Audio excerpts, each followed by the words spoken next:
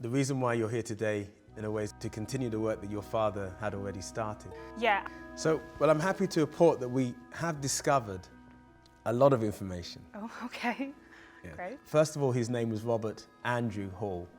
Robert joined the Manchester Regiment.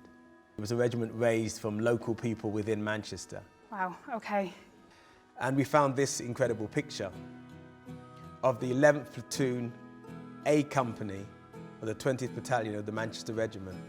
Robert Andrew Hall is somewhere in this photograph. You gave us the date of birth of your great-grandfather, William Hall. We suspected that Robert could have been a close relative. This is a family tree. We found records. Robert Andrew Hall is your great-grand-uncle. How does that make you feel? It's overwhelming. Yeah, it is overwhelming. It's a good feeling as well. It's good to know that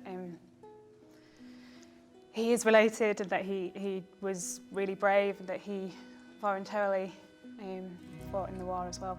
So, Robert Andrew Hall, your great-grand-uncle, died on the 1st of July, 1916, on the very first day of the Battle of the Somme.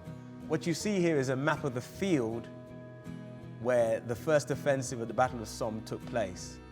The blue cross there marks the line where Robert Andrew Hall fell, just a few feet away from the German lines. He made it all the way from his own lines, through no man's land. This is very, very, very unusual.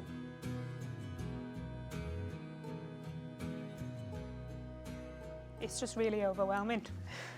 That he was so brave, you know.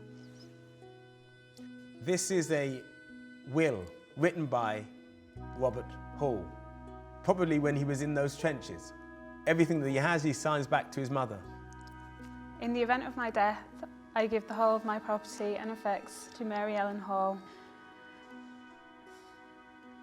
So now, Charlotte, now you know that all of that work that your father started was family history, and you should be proud. I am very.